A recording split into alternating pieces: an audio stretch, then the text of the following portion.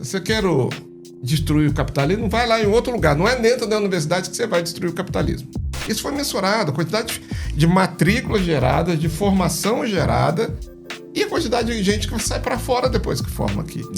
É uma contradição que Minas Gerais tem para alavancar recursos para construir um novo prédio. Né? Se eu fui presidente de banco, eu sei como é que é banco. Né? Se você não tem patrimônio para dar garantia, você pode não estar sem prejuízo. A micro pequena empresa que está lá sem 10 anos ali bonitinho, superávit, etc e tal, não consegue dinheiro. Uma grande empresa que pode estar dando prejuízo, mas tem patrimônio, não consegue um empréstimo que tem garantia.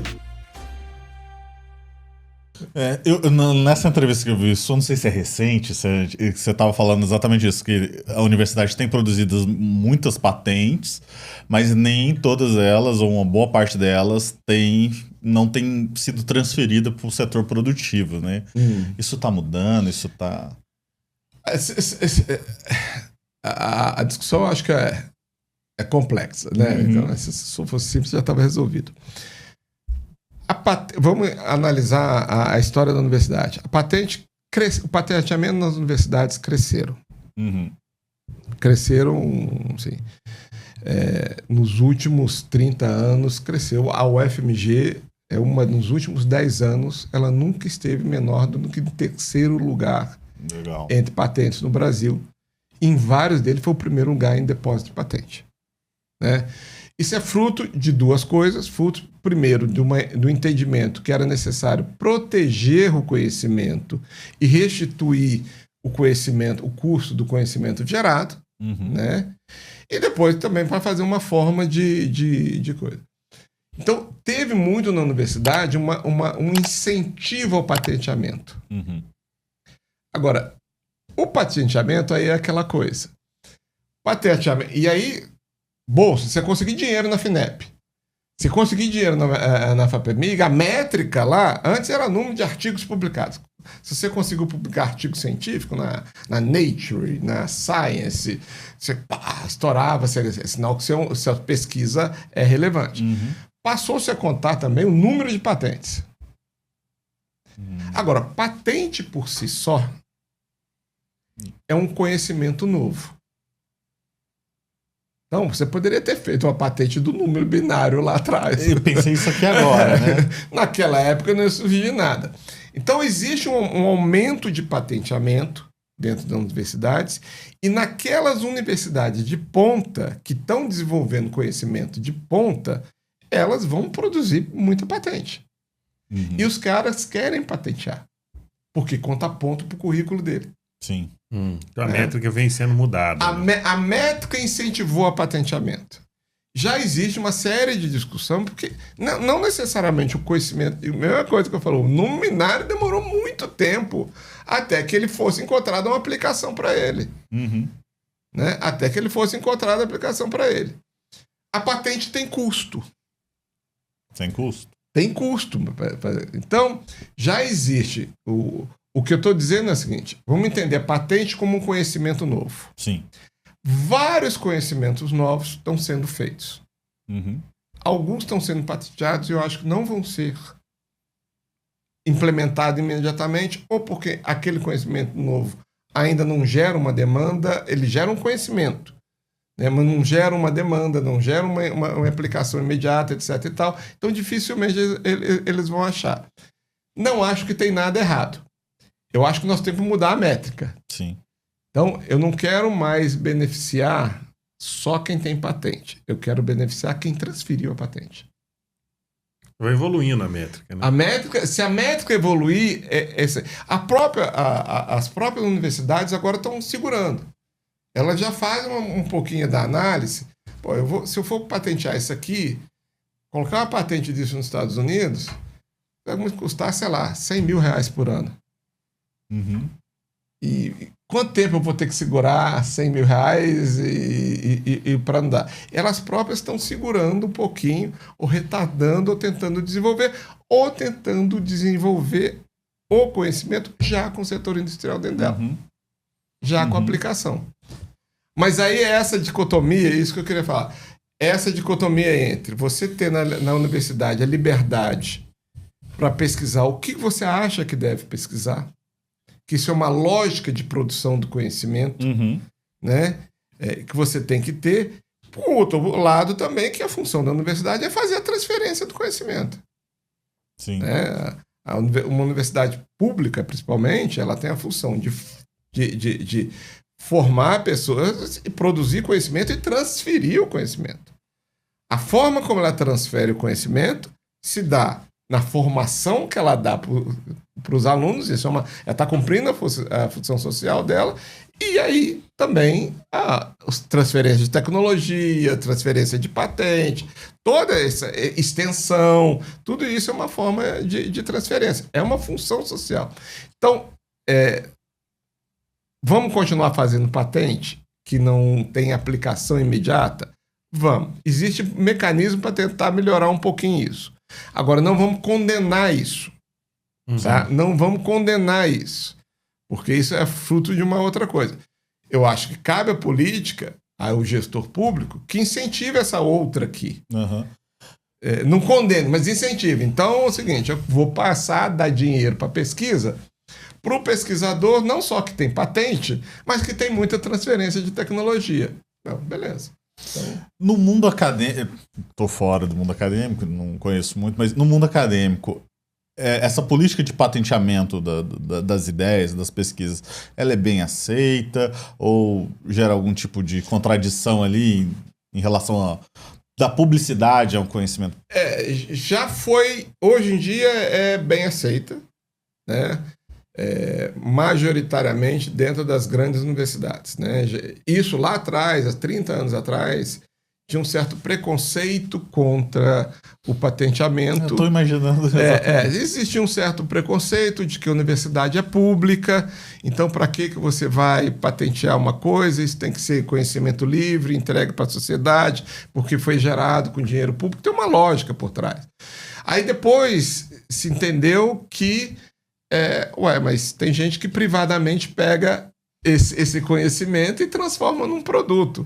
Você publicava um paper com uma solução tecnológica, ganhava um mérito científico e depois alguém pegava esse produto e esse conhecimento e o ganho não restituía. Aí vem o movimento de patente. Não, peraí, deixa o público tem que se ressarcir do investimento que ele fez. Aí começa a ter essa patente. E hoje já é bem avançado isso.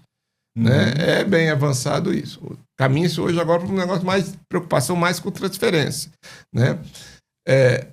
Existe igual parque tecnológico. Muita gente na universidade já teve crítica a parques tecnológicos. Sim. Porque, teoricamente, você está incentivando um negócio privado. A universidade é pública e faz parte do empreendimento que negócio parques privados. Eu costumo falar isso, o seguinte, parques tecnológicos têm mais de 1.500 no mundo. Tem parque tecnológico no Brasil, tem parque tecnológico nos Estados Unidos, tem parque tecnológico na Europa, tem parque tecnológico na China, tem parque tecnológico em Cuba. O que tem aqui nesses ambientes? Esses ambientes são o mesmo? O que tem de comum nesses ambientes? Universidade. O que eles têm de diferente? A estrutura produtiva. O parque tecnológico não e a transferência de tecnologia de uma determinada forma, não é ela que determina a estrutura produtiva. Em Cuba tem 3 parques tecnológicos. E ele é fundamental para pegar aquele conhecimento que foi gerado, a patente, e gerar uma nota fiscal para a empresa estatal. Da mesma forma que nos Estados Unidos, aqui no Brasil, a gente pega a patente, paga os devidos direitos da universidade e transforma em nota fiscal para uma empresa privada. E na China, para o governo, para uma empresa mista, etc. e tal. Então, a transferência do conhecimento para o setor produtivo independe da sua opinião, se você daquele setor produtivo que tem ali. Né? Se ele é um sistema capitalista, misto ou socialista, tanto faz. Se é o melhor modelo. Se é o melhor modelo, independe disso. Você sempre... É uma questão da forma como o conhecimento chega no setor produtivo. Como esse setor produtivo se organiza é outra discussão. Então, a mesma coisa. E isso eu acho que já existe um entendimento um pouquinho melhor. Antigamente, nas universidades não tinha. Hoje, eu acho que isso melhora muito. Muito. Eu acho que melhorou muito, né? Você tem uma... Não, tudo bem. Não é aqui que eu vou solucionar. Se você quer destruir o capitalismo, vai lá em outro lugar. Não é dentro da universidade que você vai destruir o capitalismo. Né? Isso é uma outra discussão. Mas, então... Uma dúvida, Marco, a gente não falou, eu queria conhecer mais sobre a Rede Mineira de Inovação. A gente falou muito do Parque Tecnológico, falamos muito da universidade, falamos desse processo de inovação no Parque Tecnológico, mas eu estou curioso, como é que funciona? O que é a Rede Mineira? A Rede Mineira de Inovação é uma associação, né, que reúne todos os ambientes, ou se eles se associarem, né, os ambientes de inovação no estado de Minas Gerais. São os parques tecnológicos, as incubadoras, as aceleradoras, todos os ambientes de inovação do estado de Minas estão representados numa associação que, teoricamente, o objetivo dela é representar os interesses desse ambiente de inovação perante os órgãos públicos, etc. Então, o que ele faz? Ela faz duas atividades. Faz uma atividade de fomento das atividades internamente para os seus associados e tem uma representação pública junto aos órgãos de coisa para incentivar editais, para defender os interesses desses ambientes de inovação, que é uma coisa muito interessante, gente. Minas Gerais tem mais ambiente de inovação que só São Paulo. Tem mais parques tecnológicos do que São Paulo. Novidade para mim. Novidade para todo mundo. Tô te falando, o FMG ganha, né? Minas Gerais tem... Vamos falar do estado, que a gente... Minas Gerais tem quase 25% das universidades federais do país, gente. Considerando os IFs também? Não, considerando os campos avançados da universidade. Né, das universidades federais. Se você considerar em Minas Gerais, eu costumo chamar isso do paradoxo da ciência em Minas Gerais, da ciência e inovação em Minas Gerais. Se você pegar todas as universidades federais que tem no estado de Minas Gerais, os campos avançados dessas universidades, as IFs, as universidades privadas, as UENG, os campos das UENGs, os Cefetes, os colégios técnicos, os colégios agrícolas de segundo grau, você vai ter no estado de Minas Gerais em torno de 250 a 300 locos, pontos, onde ou se faz formação especializada, ou se faz pesquisa, ou se faz os dois juntos. Minas Gerais é um dos estados que tem a maior rede de pesquisa e formação do Brasil, se não for a maior. São quase 300. A possibilidade de... Por que em Minas tem o polo de biotecnologia, que foi o mais famoso? Por que em Minas tem a área de TI, que é... Porque você tem esses polos colocados. E é interessante, porque olha a grande contradição. Teoricamente, são locais de pesquisa avançada ou formação de qualidade, mas é um potencial para você transformar Minas Gerais e a indústria, o setor produtivo de Minas Gerais, de uma qualidade superior, mas ainda nós estamos na economia do século passado. Eu estou pensando aqui... Nós estamos ainda na economia... Minas Gerais é conhecido por exportador de mão de obra qualificada, gente. É exportador. Olha quem está fazendo sucesso aí. Eu tinha esses dados, agora não vou lembrar aqui de cabeça, mas isso foi mensurado. A quantidade de matrículas geradas, de formação gerada e a quantidade de gente que sai para fora depois que forma aqui. É uma contradição que Minas Gerais tem. E não é à toa que, em função disso, a gente tem... De acordo com a Secretaria de Desenvolvimento Econômico do Estado, são cerca de 85 a 90 ambientes de inovação. Tem aceleradora, incubadora, polo de inovação, parque tecnológico. Só parque tecnológico são 5. São 4 em operação e 3 em instalação. Né? Então, são parques tecnológicos. Com todo respeito, eu vou fazer propaganda, mas ano passado o BHTEC ganhou, né, o prêmio de melhor parque tecnológico do Brasil, né, pela Associação Nacional de Parques Tecnológicos. Né? Então, nós ganhamos esse prêmio ano passado, e para nós é muito importante, porque a gente vem de um movimento de recuperação, passamos pré-pandemia, um momento de crise, etc. E tal, vemos no momento de recuperação e ganhamos. Viçosa, a presidência nacional, a presidência da Associação Nacional de Parques Tecnológicos e Ambientes de Inovação, Ampatec, está com a diretora de Viçosa, que é a Adriana, que é também um grande parque tecnológico. Então, o que a RMI faz é reunir esses ambientes e tentar articular esses ambientes. Mas eu volto a insistir que essa é uma conta. Minas Gerais tem um ambiente de inovação, tem uma quantidade de escolas, universidades, pesquisa, formação de mão de obra, e ainda tem uma indústria que tem excelências, tem muitas excelências, mas eu costumo falar que é ilhas de excelência. Ele não consegue... E na sua opinião, o que falta? O que precisa ser feito para mudar isso? A minha pergunta é essa, deixa eu só complementar um pouco. Eu estava pensando exatamente isso. Eu sou paulista de nascimento, mineiro de coração, já moro aqui há bastante tempo, e me incomoda muito não ver a economia de Minas ser o dobro, triplo, quádruplo. É tanto potencial que eu vejo aqui. Por que não... O que você entende? Você já deu Olha, primeiro é o seguinte, eu acho que no ecossistema de inovação como um todo, eu acho que falta coordenação.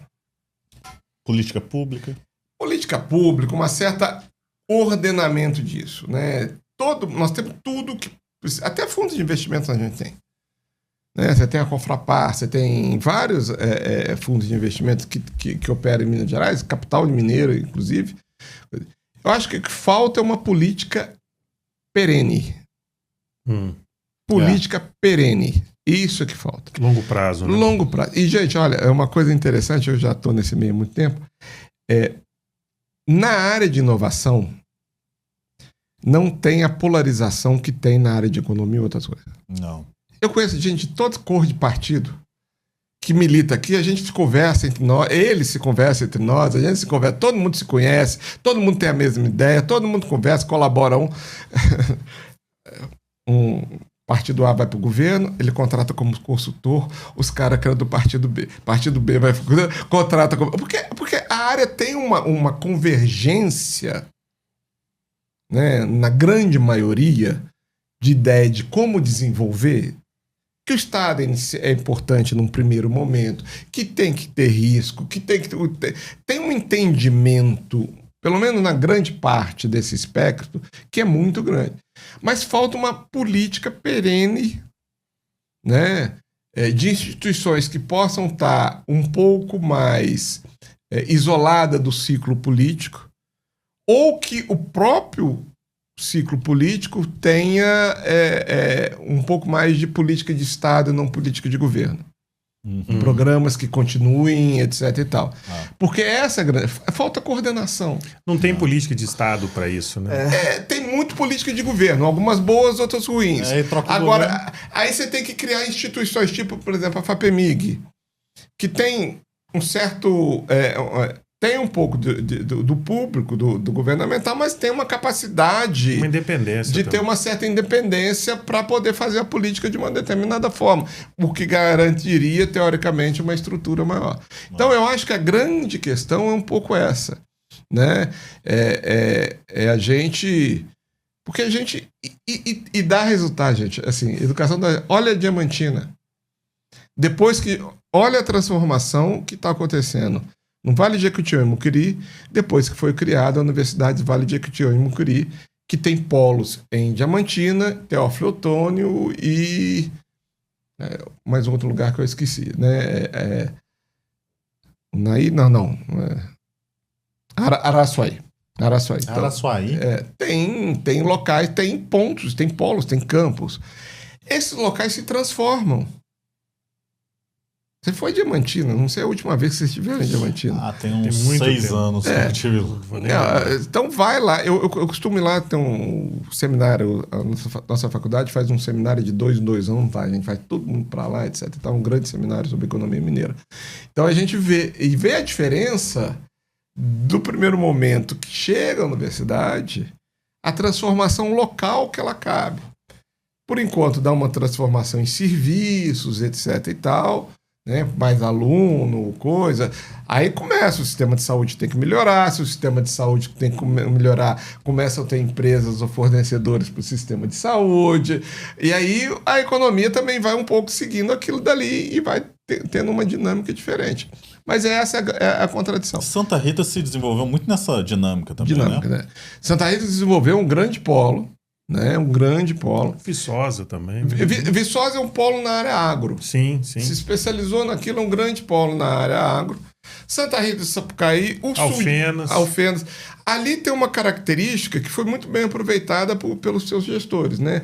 Porque São Paulo, com o crescimento de São Paulo, ele começa a expulsar indústrias de São Paulo.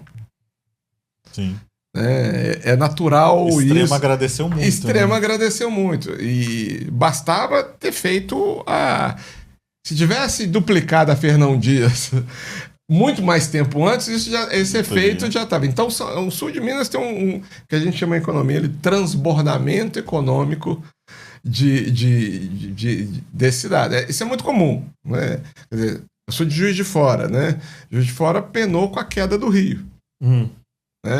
Tudo bem, eu sou lá como é que o pessoal brinca, né? Da Carioca do Brejo, né? Que é Juiz de Fora. Sou botafoguense, né? Sou botafoguense, roxo, fanático, inchado. A família do meu pai é daquela região, né? Uma cidade muito pequena, chama Guidoval. Guidoval, conheço. Eles são todos botafoguenses, né? Eu falei assim, o pessoal tem isso em Minas. O pessoal que mora mais ao norte vira baiano, o pessoal do sul é paulista. Exatamente. E da zona da mata vira carioca. Vira carioca. Então, quer dizer, nós temos Santa Rita de Sapucaí, que é um polo sensacional, né? Com boas universidades, a Universidade de Itajubá, que está ali, etc. E tal. Santa Rita de Sapucaí é uma grande referência. Mesmo lá em Montes Claros, a Unimontes, que está desenvolvendo um trabalho, começa a desenvolver um polo que está colocado lá. Uberaba tem um parque tecnológico que está em operação. Juiz de Fora tem uma coisa... Está vindo uma taxa de crescimento, porque apesar de Zona da Mata ter caído, Zona da Mata está voltando a ter um certo desenvolvimento e tem hoje o polo está em implementação, mas tem um parque, uma incubadora lá muito bem articulada, lá tem uma política prefeitura, universidade, muito bem articulada, são polos muito bem desenvolvidos. Então, assim, tem um potencial para criar ambientes de inovação, polos de desenvolvimento muito grande. Falta uma coordenação e falta uma coisa dos próprios ambientes, né? E uma crítica generalizada ao ecossistema de inovação. Aqui cada um quer fazer o seu, olha só para o seu buraco, etc. E tal, tem uma dificuldade enorme. Não tem muita colaboração. Não tem muita coordenação. Não tem coordenação e colaboração. Colaboração também. Cada um quer ter o seu para chamar de seu. Né? Por exemplo, o próprio BHTech, quando eu assumi, quando a gente começou essa área de inovação, empreendedorismo, etc. e tal, eu falei assim, gente, nós não vamos rodar de cara nenhum programa de incubação nem de aceleração, porque já tem um monte aí. Para que eu vou repetir o que só para ter um para eu chamar de meu? Né? Então, nós começamos primeiro com programas de pós-aceleração, que era o que não tinha no estado de Minas Gerais. Né? E tentamos, hoje nós temos aceleração no Mutirô, em áreas específicas, etc. Essa turma toda está na rede mineira e você como presidente, você acha que você consegue aparar essas arestas e lubrificar essa engrenagem? Cabe a rede fazer isso. Essa turma toda não está, o que é um problema para a rede, obviamente, né? A legitimidade dela se constrói, ela tem uma certa legitimidade, já está aí há 20 anos, etc. e tal, mas cabe a gente construir essa legitimidade, inclusive para eles poderem associar, como qualquer estrutura associativa. E eu acho sim, que ela tem um papel político muito importante de estar se inserindo e estar tentando articular essas arestas. Né? Esse ano tem o Minas Summit, que é o maior evento de inovação do estado de Minas Gerais, inovação, empreendedorismo, etc. O BHTech é co-realizador do evento, né, pela primeira vez, né, e a própria Rede Mineira de Inovação terá um espaço lá dentro para tentar tá representando. O que eu tento fazer como presidente é tentar levar a voz da associação, né, para esses... e criar mecanismos para que isso ocorra, essa articulação entre os ambientes ocorra. Legal, porque eu sou um otimista. Eu vejo esses ambientes onde a gente tem potencial de crescimento, onde a gente tem, porque a gente tem os insumos para o crescimento ocorrer. Então, às vezes, está faltando pouca coisa ali. Por exemplo, se a gente tivesse problemas sérios estruturais, eu não vejo nenhum problema grave de difícil solução. Então, se é um problema de alinhamento de ideias, o resultado vem. A gente tem um potencial para, talvez daqui, sei lá, 5, 6 anos, estar discutindo um modelo completamente diferente, porque o mais importante é que a formação de pessoal, a gente tem estruturas boas de formação. Isso é a construção da matéria-prima que vai fazer o crescimento. Minas Gerais está no meio do Rio, São Paulo e Brasília, que dá uma grande vantagem, um espaço, tem esse potencial. Agora, é um processo construtivo histórico também, gente. Nós temos problemas da construção da nossa industrialização que refletem isso até hoje. O empresariado mineiro, ele foi criado e acostumado a extrair, colher e exportar. Ele não teve a tradição de manufaturar. O processo de manufaturamento em Minas Gerais vem com capital externo. Sim. Né? Hoje isso muda. Nós temos hoje uma nova geração, ou mesmo as famílias tradicionais mudaram, as gerações mais novas. Isso é um processo, assim, ninguém tem culpa disso. Isso é um processo de coisa. Que também interfere muito nisso. A maior demanda ao FMG, por incrível que pareça, os contratos de transferência de tecnologia do FMG é majoritariamente para fora do Estado. Sério? É para fora do Estado. É uma característica. Então, do mesmo modo que tem a indústria com os ambientes, tem esses problemas estruturais que vão... Mas isso é um processo. Eu acho que o processo caminha. Se a gente tivesse um Estado com uma situação fiscal um pouquinho melhor, eu acho que a gente... aí não vou entrar na discussão, mas tem para fazer política pública, tem... Né, mas eu acho que caminha. Belo Horizonte tem uma situação melhor, porque tem uma prefeitura que organiza, tem instituições... A gente tem muita instituição com peso significativo que pode atuar, Biominas, a própria FIENG, a própria SEBRAE, são instituições muito ativas que colaboram na configuração, nem tudo é o setor público, né? Tem algumas associações exclusivamente privadas, São Pedro Valley, São Pedro Valley que começa, então são Mine Hub, etc. Então, tem muita... De novo, volto a insistir. Minas Gerais, se você olhar, tem todas as iniciativas que um bom ecossistema de inovação tem. Todos os tipos de instituições, de parcerias, coisas. Falta articular um pouco melhor essa coisa. Isso é muito legal, porque a mim passa a impressão que é uma questão de tempo e de ajustes a ser feito. Intencionalidade na construção das políticas. Quer seja eu como presidente do parque, presidente da rede, quer seja um gestor público, quer seja a direção do São Pedro Vale, quer ser a direção da FIENG, direção de todo mundo. Né? E de querer construir isso.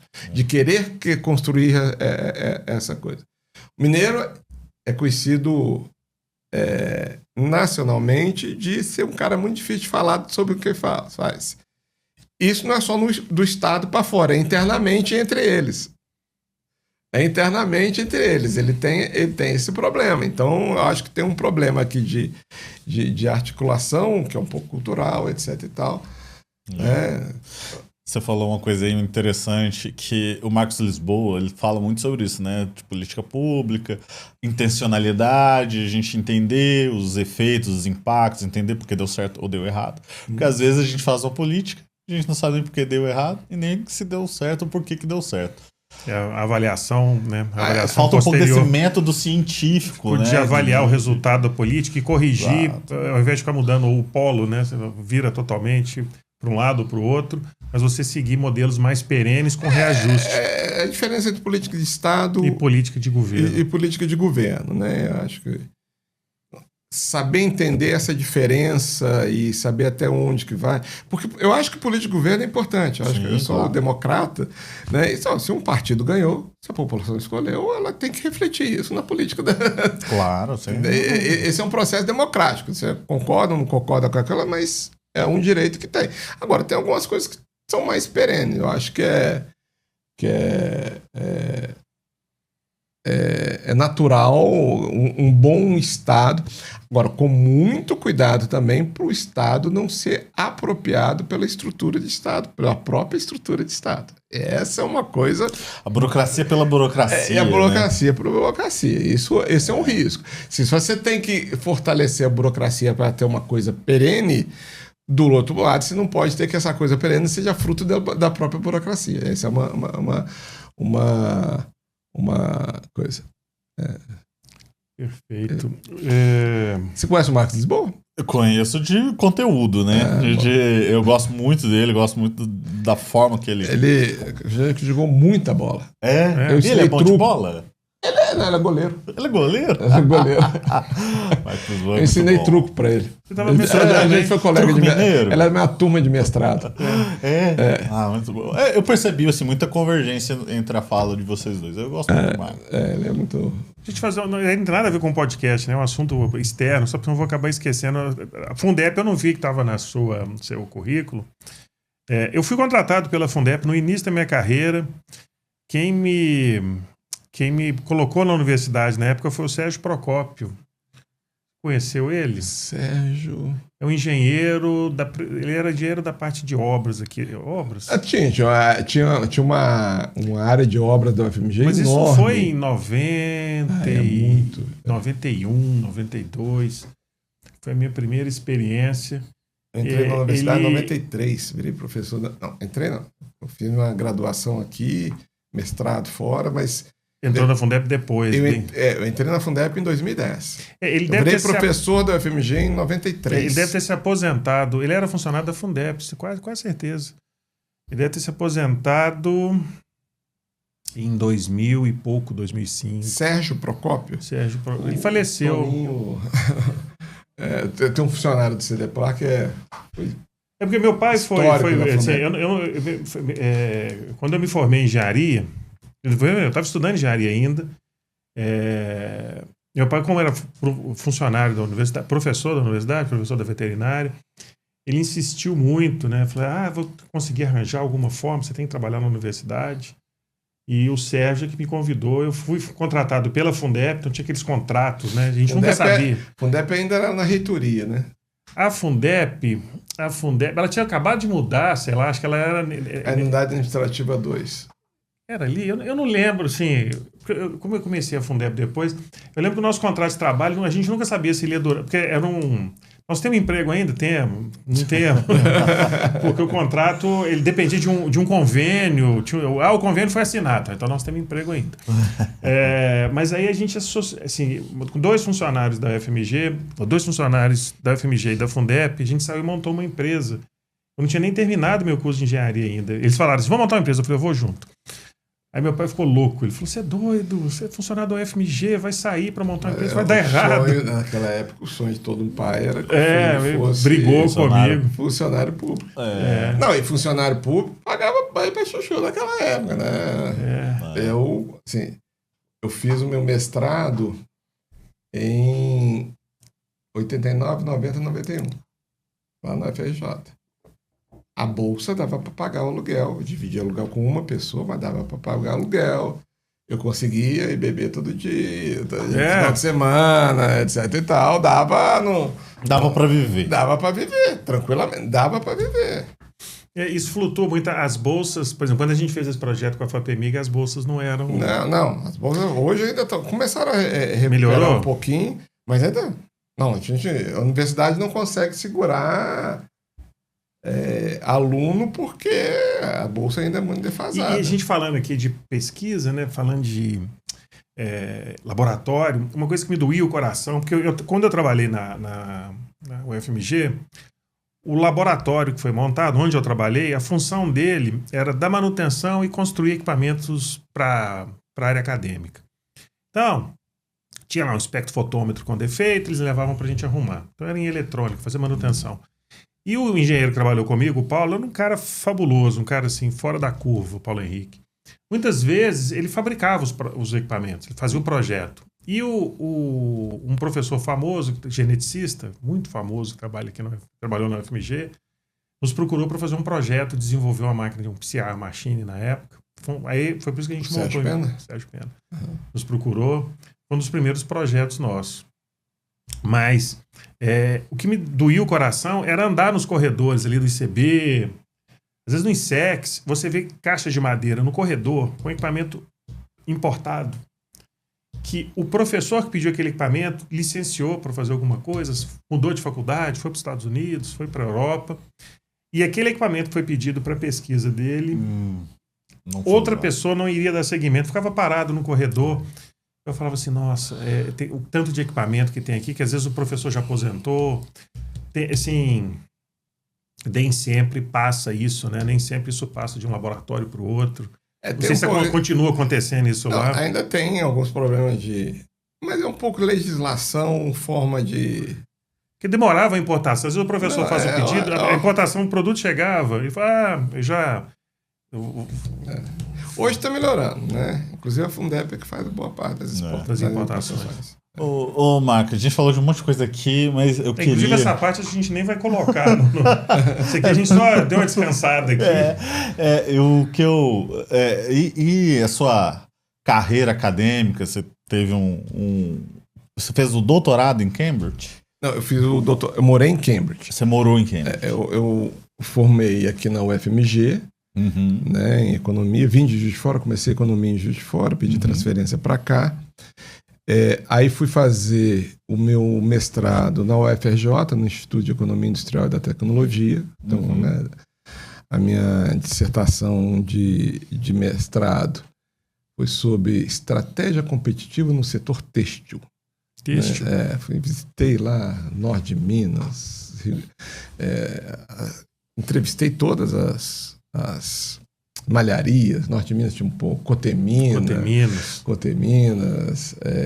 Santanense. Lá no sul fui Hering, Blumenau. Aí depois eu volto para cá e começo a dar aula na UFMG ainda só com mestrado. Naquela época era possível, hoje é impossível. Aí 2 anos depois eu fui para Londres. Na verdade eu fui fazer o meu doutorado em Londres, né? Mas morei em Cambridge, né? Por questões familiares, eu morei em Cambridge, porque a minha companheira na época fazia doutorado em Cambridge e eu fazia em Londres. Então morei lá. Voltei, 4 anos depois eu fiz meu pós-doc em Cambridge, né? Fiquei 3 meses em Cambridge fazendo um pós-doc. Nesse período aí que tá, assim, eu voltei em 1995, fui fazer doutorado. 2000 voltei. Aí, de 95 até 2010, eu praticamente... de 2000 até 2010, eu fiz a carreira acadêmica. Né? Cheguei a chefe de departamento, coordenador da pós, vice-diretor da faculdade e, paralelamente, cheguei ao professor titular da UFMG. Fui professor titular da UFMG em 2010, um dos mais novos professores titulares do meu departamento, que é o topo da carreira, né, etc. Tal. Em 2010, eu sou convidado para assumir a Fundep. Tá? Aí eu vou trabalhar na Fundep, fico na Fundep até 2014, ainda dando aula. Né? Em 2015, aí eu já estava voltando para a universidade, para o departamento, tinha acabado a minha gestão na Fundep, estava em transição, eu fui convidado para assumir o BDMG. Aí eu peço licença da universidade para assumir o BDMG. E aí no BDMG que tem essa coisa, fui presidente da Associação Brasileira de Bancos de Desenvolvimento, que é a associação que reúne todos os bancos de desenvolvimento do Brasil, fui para a associação fui vice-presidente da Associação Latino-Americana de Bancos de Desenvolvimento e, paralelamente, conselho de administração da CEMIG, e aí foi uma... Quando eu saio do BDMG, eu retorno para a universidade. E aí recebo um convite da reitoria. Eu falei, Croco, o presidente do BHTEC está saindo, nós vamos propor o seu nome. Porque isso foi quando? Isso foi em 2019. Antes da pandemia. Antes da pandemia. Eu fiquei 4 meses antes da pandemia. Em 2019, a universidade sugere meu nome para o Conselho de Administração do BHTEC, porque o BHTEC, como tem esses sócios fundadores, nenhum deles é majoritário. Eu tenho que ser aprovado pela essa... Tem uma estrutura de governança até legal. Né? A universidade tem 4 votos, Estado 2, Prefeitura 2, Sebrae 1, FIENG 1 e os próprias empresas têm um representante. Ninguém tem maioria. Então tem que ser... Então fui aprovado e assumi o BHTEC. Né? E ano passado a gente assume a Rede Mineira de Inovação junto com o PUC, está no parque, né? O parque é membro da associação, estive lá. Foi antes da pandemia e na pandemia nós não fechamos. Ficou aberto lá. Principalmente porque tinha um laboratório da UFMG, que hoje está virando o Centro Nacional de Vacinas, que fazia ele estava na rede que fazia os testes de Covid. Então o prédio tinha que estar funcionando. Sim. Os testes da rede SUS, inclusive, né, eram feitos no laboratório. O que foi uma engenharia complexa, porque o laboratório, o prédio tinha que funcionar, o laboratório não podia parar. Então, o próprio laboratório fazia testes semanalmente.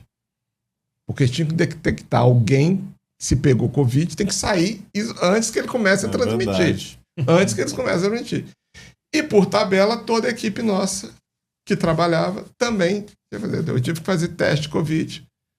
Né? Eu mesmo coletava, já estava craque em virar o cotonete lá dentro, etc. E tal. E ficamos abertos. Eu fazia toda semana. Onde que é esse laboratório? Hoje ele está dentro do prédio do BHTEC. Ah, está no BHTEC. Eu achei que fosse lá no ICB. Não. O BHTEC tem 3 laboratórios que são centros temáticos. O que é um centro temático? Ele é especializado. Hoje nós temos lá um em vacina, um em nanomateriais e um em terapias alternativas. Terapias alternativas que mexem com DNA, etc. e tal. O que são laboratórios da UFMG que estão trabalhando com uma tecnologia que está quase pronta para ir para o mercado? Por isso que elas estão no BHTEC. O Conselho de Administração só aceitou esse laboratório lá dentro, né, porque tem que passar no Conselho Técnico Científico e, como eu disse, e de Administração, porque eles são laboratórios que eles estão trabalhando, que a gente fala, a última milha, transformando a patente em nota fiscal. É uma tecnologia que já tem a patente, já tem coisa, mas precisa dar uma trabalhada melhor, prototipagem, etc. e tal. Então, esses laboratórios foram para dentro do BHTEC. Estão desenvolvendo lá as suas tecnologias. Né? São laboratórios em que, inclusive, não podem ter aula, porque o laboratório é certificado, a Anvisa, como é que chama? Certificou o laboratório, então ali não pode entrar, tem regra, então normalmente não pode ter aula ali dentro, etc. Vigilância sanitária. Vigilância sanitária, tem uma série de restrições. E normalmente eles são financiados com recursos externos. Setor privado demandando lá dentro. Né? Então, o CT vacina, como veio a pandemia, eles tinham vacina, eles tinham linha de pesquisa e ainda tem para leishmaniose, né? CT vacinas. Leishmaniose canina, né? Que era da FMG, eles desenvolviam, tem uma linha para doença de Chagas, mas veio a Covid, eles pegaram o Covid e foram. Sim. Aí começaram a desenvolver testes, né? E hoje estão desenvolvendo a primeira vacina para Covid, já está na terceira fase, na última fase de testes clínicos, que é inteiramente nacional. Porque o IFA, que é um insumo fundamental de não sei o quê, a Coronavac e a do Butantan, o IFA era feito, Coronavac da China, e a AstraZeneca vinha do Reino Unido. Sim. Vinha um insumo básico que, a partir dali, você já escalonava e transformava nas vacinas, mas aquele insumo básico era importado. A vacina que está sendo desenvolvida aqui, né, o insumo básico está sendo feito aqui. Esse caso deu um sucesso tão grande que o governo federal Estado de Minas, o FMG e o BHTEC, né, colocaram o recurso e está sendo construído. Ali passando ali na... Isso que eu ia perguntar, que obra que é aquela ali? Aquela obra é o Centro Nacional de Vacina. Agora vai se virar do lado do Cetenano ali, né? É do lado do Cetenano. O Cetenano cuida com nanomateriais. Os clientes dele é Petrobras, Cimenteira, que ele mexe com estrutura de materiais, coisas. E ali está sendo montado o Centro Nacional de Vacina. Teoricamente, para entender mais fácil, vai ser o Butantan de Minas Gerais. Mas é um centro nacional. O governo federal, o governo coisa, que vai... E o prédio é pequeno, eu imaginei que precisasse de uma estrutura muito maior para montar. A fábrica não está ali. Ali é só... Ali só a produção, os testes clínicos, etc e tal. Quando a vacina estiver pronta, a produção industrial da vacina pode ser feita na fábrica da FUNED ou em qualquer outro lugar. Mas ali vai ser feito principalmente o IFA, que é o grande coisa. Além deles, hoje ele já desenvolve testes para Covid, testes para outras vacinas, etc. E quando que fica pronto lá? Isso está com a Fundep, eu acredito mais uns 2 anos. Eu acho que 2 anos? A obra é complexa, um laboratório, são laboratórios extremamente sofisticados, não é uma obra-prima, né? É simples. O BHTEC está, né? Porque o BHTEC tem uma característica, né? Assim, nós estamos 120%, felizmente, né? 120% ocupado. Eu tenho um grande problema. Cidade de Belo Horizonte e Estado de Minas, porque batem lá empresas toda hora querendo vir. E eu tô 120, eu falo 120 porque até a minha sala eu fui pra garagem, a parte da administração tá na garagem, reformando. Qualquer hora a gente vai estar com... Isso que eu ia te perguntar, eu falo assim, você vê o espaço... 2 perguntas. A primeira porque tem aquele prédio, o marrom lá dentro, que é o principal, né? Uhum. Por que não se construiu mais ali dentro? E por que esses prédios, por exemplo, por que não se construíram? Por que eles ficaram do lado de fora? E se tem previsão de expansão dentro? Não, exatamente. Vamos lá. Não foi construído porque... Como é que o BHTEC foi construído? O terreno é da universidade. Pertence à universidade. E a universidade cedeu à Associação BHTEC a gestão daquele terreno para que a Associação BHTEC implementasse ali um parque tecnológico. Então, a Associação BHTEC tem um CNPJ distinto da universidade, distinto da FIENG, distinto do Estado. É um CNPJ específico. Então, nós somos ali. A universidade deu o terreno, com acordo com a associação, o Estado construiu o primeiro prédio e a prefeitura fez a infraestrutura urbana, que está ali. Então, foi ocupado. Aí, setor público, demanda, não tem dinheiro público, crise, sei lá, etc. Agora que nós conseguimos, já estamos com recurso, ganhamos edital, vamos fazer a primeira expansão institucional. Né? Antes dessa expansão, foi criado, né, o Centro Nacional de Vacina, durante a ideia deles, né, de construir.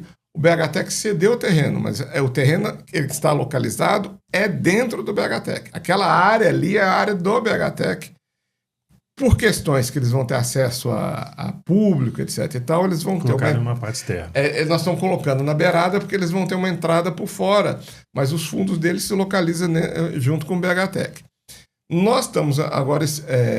recebemos recursos, estamos em fase de licença ambiental, de novo um prédio que vai ser o Centro de Inteligência e Sustentabilidade.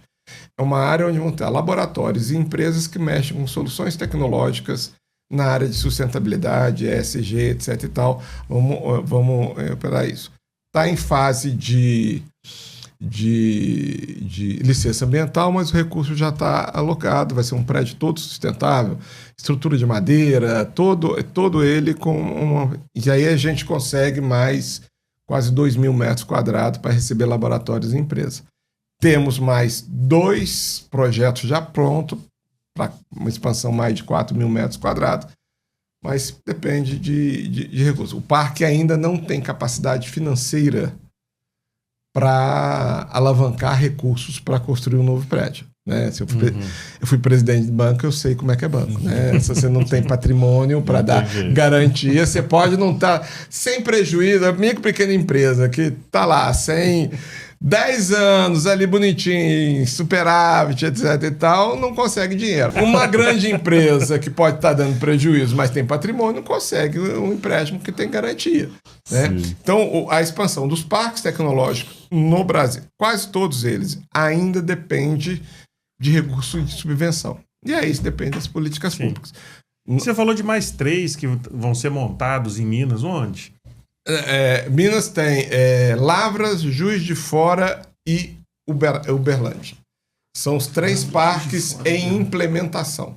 E eles também já vão estar na rede mineira de... Eles já estão. Já estão. Nossa, até... Os editais de parque tecnológico eles diferenciam parques em operação e parques em implementação. Porque demanda um recurso completamente diferente. Eles também vão ser feitos em terreno da universidade de lá? Cada um tem uma estrutura típica. Né? Aqui nós temos esse modelo.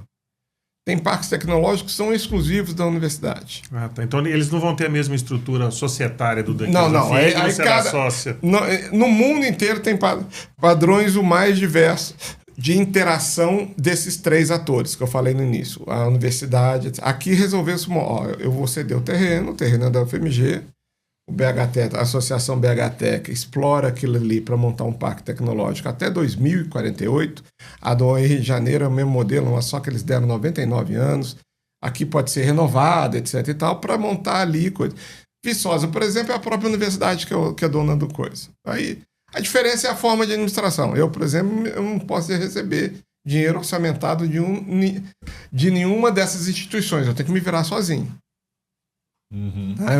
Eu sou uma instituição que o meu recurso é a alocação do espaço e os serviços que eu presto de metodologia de inovação, de aceleração, incubação, etc.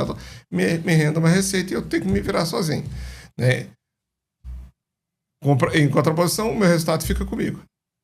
O meu lucro, prejuízo, meu resultado fica comigo. Mas não posso receber dinheiro específico orçamentário desses órgãos públicos para pagar o meu custeio. Eu posso fazer parcerias, projetos, convênios que têm início, meio e fim, né, para um projeto específico. Aí a gente opera. Você pode fazer evento? Posso. Você vai fazer um congresso de não sei o que, eu vou fazer Pode. Isso aí é... Tem, vira e mexe tem. Vira e mexe tem. Né, nós temos uma área lá. Essa já... A gente, felizmente, aumentou a nossa visibilidade, né? A gente faz um congresso de sustentabilidade, mas o nosso auditório ainda é pequeno. A gente espalha no novo prédio vai ter um auditório maior. Um auditório maior, né? Mas ele tem que ser feito lá dentro também? Não, a gente pode montar infraestrutura do lado de fora. Não tem, dentro do terreno, a gente tem espaço para montar uma infraestrutura móvel que pode ter um evento lá. Isso tudo A gente tinha procurado muito para fazer lá. Né? Muito para fazer lá associações. E aí, dependendo do evento, a gente cede, a gente cobra um evento, etc. Tal, mas isso é normal. Legal. Interessante. E como que foi essa experiência de estar num banco público no meio de uma crise ali de Você entrou em 2015, né? Foi um momento muito... um banco público na maior crise da história da economia brasileira, maior do que a crise de 1929, Sim. que foi considerada a pior crise, e também assim num momento onde muito difícil para o setor público, porque ele estava muito policiado num sentido negativo. A política, tudo que era político foi muito no sentido negativo da palavra. Sim. Mas a pior crise da história. Sim. Foi desafiador. Né? Foi muito difícil. Que aí, não é fazer propaganda, que requeriria decisões que você tem que ter culhão para fazer. Assim, eu peguei o banco na maior crise, um grau de endividamento e de inadimplência no banco muito grande. Eu tive 2 desafios no banco. Lidar com a inadimplência e lidar transformar o banco num banco de desenvolvimento.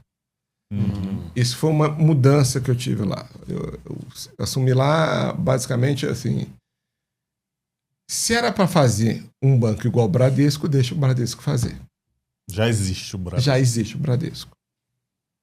Se é para ser um banco comercial, puro e simples, banco de desenvolvimento, ele tem que fazer coisas que o privado não faz.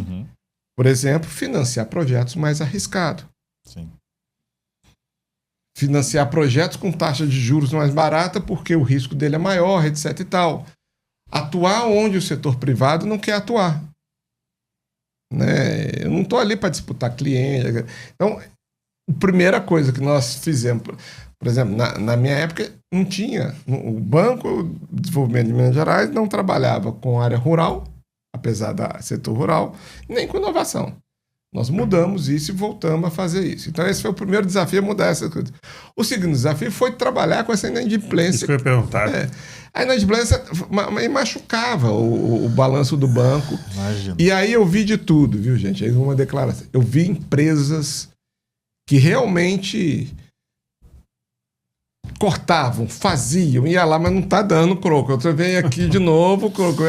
Eu renegociava, não sei o quê, tentava. Eu vi empresas fazerem, cortar, eu não vou citar aqui, mas cortar na própria carne, né, para tentar, desde pequena a grandes empresas. E o próprio banco. E aí nós tomamos uma decisão para melhorar o banco. Quer dizer, nós pegamos todas essas coisas que a gente estava renegocia, etc. Tal, nós pegamos uma área de inadimplência enorme e jogamos tudo com prejuízo. O que gerou, na minha gestão, o maior prejuízo da história do BDMG. Para no ano seguinte, estou falando, limpei o caixa. Para no ano seguinte, eu ter a maior superávit da história do BDMG até então. Então, o que é cortar na própria carne que eu estou falando? Olha, porque enquanto você está tentando me pagar, eu não te lanço como prejuízo, não machuco o meu balanço. Né? Agora, se eu falo, não, desisti de ganhar de você não vai me pagar, aí entra como prejuízo. Aí é com todas as consequências contábeis que isso tem. E como é que chama? E de visibilidade. Visibilidade, não. Porque você vai estar todo mundo preparado para tomar pedrada, né? Foi o que eu falei. Vamos falar. Avisei os acionistas, avisei o Conselho de Administração. O Conselho de Administração topou, gente, nós vamos assumir isso. Mas olha só, se a gente assumir isso, e se essas outras operações der certo, no ano que vem a gente começa. E tanto foi que eu fui maior prejuízo foi no penúltimo ano da minha gestão, o maior lucro foi no último ano da gestão, e a partir dali o BDMG vem superando o lucro um atrás do outro. Por quê? Porque tirou... a grande coisa que a gente fez assim, é tirar os problemas. Aí depois você vem com uma boa gestão, os problemas... Limpou a terra, tirou os tocos, tirou os tocos de galho que tinha na terra, tirou as graminhas, tirou as ervas, etc. E agora vão plantar em cima de um terreno melhor. E tinha um contexto também do Estado, né? Que estava num momento muito crítico. O Estado estava. Não era só a conjuntura nacional, especificamente em Minas Gerais. Apesar de eu ter tido uma relação com... O Estado estava ruim e o governo estava ruim. Sim. Apesar de eu não ter tido problema nenhum. O Estado era meu acionista, ele permitiu que o meu superávit, quando eu tive, ficasse no banco, etc e tal, não sacrificou o caixa do banco. Né? Mas o Estado também sofria com a crise. Sim, de uma forma... Gente, assim, eu vi a empresa... Croco, eu tô vindo aqui porque daqui a 2 meses eu não vou conseguir pagar. Vamos renegociar. Aí negociava, pagava 2, 3, 4 meses. Croco ainda não deu. Foram 3, 4 anos, gente. Renegociando dívida, etc e tal. Mas foi uma experiência de aprendizado, conhecimento do setor empresarial, conhecimento muito de quem é empresário para valer e quem não é. Forma casca também, né? Você aprendeu a lidar com muita porrada. Envelhece também, né? Envelhece. Cria experiência. Não gosto da palavra envelhecer. Não, cria experiência. Não, me deu cabelo branco, né? É o que eu falo. Tá bom, não caiu, tá bom. Não caiu, gastrite, umas coisas assim. Me deu cadeira, mas foi uma experiência, desse ponto de vista, uma experiência boa. Não, sensacional, um aprendizado individual. E, como o Orgulho fala, vencer uma crise. O banco pegou um branco que estava com dificuldade, estava com problema, e entregou um branco que deu superávit, tudo, e plantou o caminho. As outras gestões que se vieram foram gestões ótimas, o banco tem uma estrutura boa, né? A gestão que veio o seguinte, então eles tinham um caminho para embicar. Né? Então, e foi, tanto que está até hoje. A estrutura de governança do banco é muito boa. Marcos, mais uma vez, obrigado. Obrigado por você que assistiu até aqui. Conteúdo valiosíssimo. Raras as vezes que a gente pode ter uma pessoa com uma bagagem tão ampla, conhecimento tão profundo na área de inovação em vários aspectos. Então, obrigado pela sua presença. Para quem esse conteúdo foi relevante, por favor, se inscreva, curta, compartilha, mas só se for relevante, que eu acho que foi muito relevante para nós, pelo menos. E as pessoas que quiserem alguma informação a mais, a gente vai colocar no descritivo do vídeo aí embaixo as informações referentes ao BHTech, as informações, se vocês tiverem dúvida, quiserem mandar uma dúvida, pergunta, sugestão de tema, fiquem à vontade.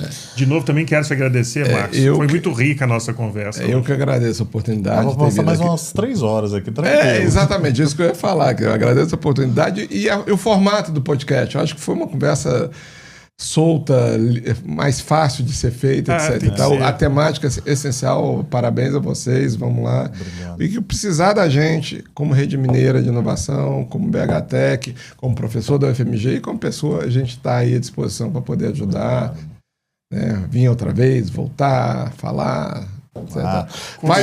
Faz um desses lá no BHTech. Com certeza. Agora nós estamos apresentados, tomamos café juntos. Grava um podcast desse lá no BHTech.